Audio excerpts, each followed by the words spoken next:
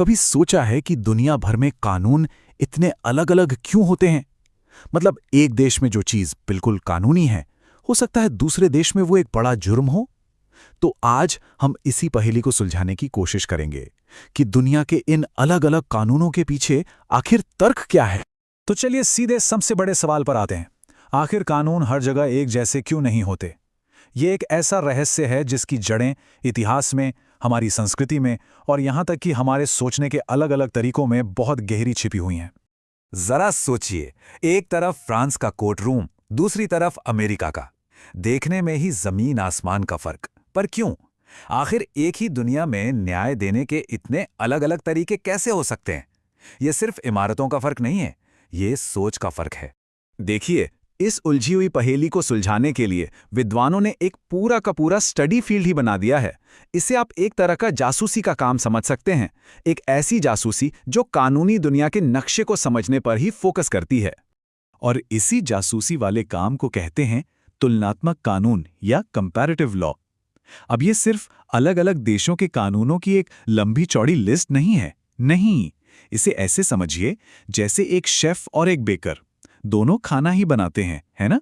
लेकिन उनके तरीके, उनकी सामग्री और आखिर में जो डिश बनती है वो बिल्कुल अलग क्यों होती है? तुलनात्मक कानून इसी क्यों और कैसे पर ध्यान देता है। तो फिर इन कंपैरेटिस्ट यानी कानूनी जासूसों का मकसद क्या है? असल में इनके 3 बड़े मकसद हैं। पहला, दुनिया के कानूनी डीएनए को समझना। दूसरा, इस समझ का इस्तेमाल करके अपने ही देश के कानूनों को और बेहतर बनाना, मतलब दूसरों से सीखना। और तीसरा, एक बहुत बड़ा सपना। क्या हम कभी ऐसे कानून बना सकते हैं जो पूरी दुनिया में हर किसी के लिए काम करें? ये जो फील्ड है, ये कोई रातों रात नहीं बन गया। तो चलिए जरा उन शुरुआती विचारकों से मिलते हैं, उन लोगों से जिन्होंने कानूनी दुनिया का नक्शा बनाने का ये जरूरी काम सबसे पहले शुरू किया था। ये सोचना भी कमाल का है कि ये सारे आइडियाज सदियों पुराने हैं।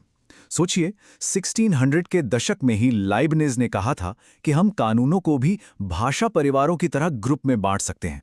फिर आए मॉन्टेस्क्यू, जिन्होंने कहा कि कानून सिर्फ बेजान नियम नहीं होते, वो तो किसी जगह की संस्कृति, वहां के लोगों और यहां तक कि वहां के मौसम में रचे बसे होते हैं।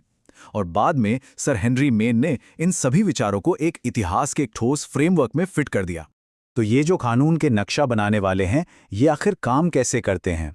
वो इन सारी अलग अलग कानूनी प्रणालियों को कैसे ऑर्गेनाइज करते हैं? यहीं पर कानूनी परिवारों यानी लीगल फैमिलीज का आइडिया सामने आता है। इसे समझने का ये सबसे आसान तरीका है। जैसे एक शेर और एक पालतू बिल्ली, दोनों एक ही फेलिडे यानी बिल्ली परिवार का हिस्सा हैं, है ना?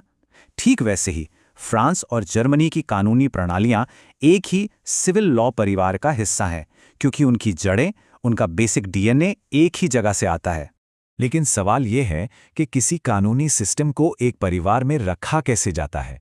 क्या ये उसकी भाषा के आधार पर होता है या उसके इतिहास के आधार पर?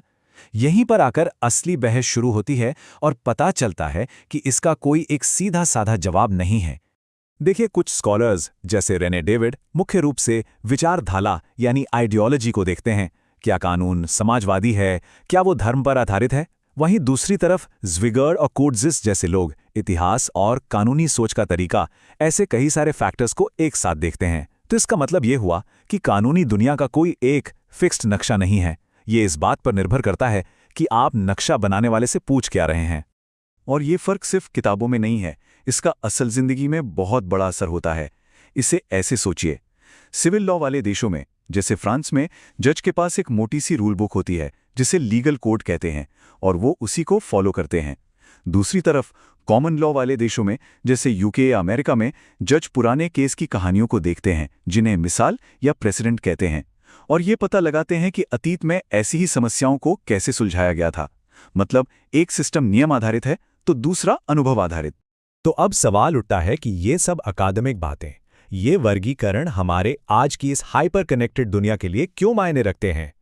ये हमें एक बहुत ही दिलचस्प आइडिया की तरफ ले जाता है, कानूनी प्रत्यारोपण यानी लीगल ट्रांसप्लांट्स। बिल्कुल एक ऑर्गन ट्रांसप्लांट की तरह।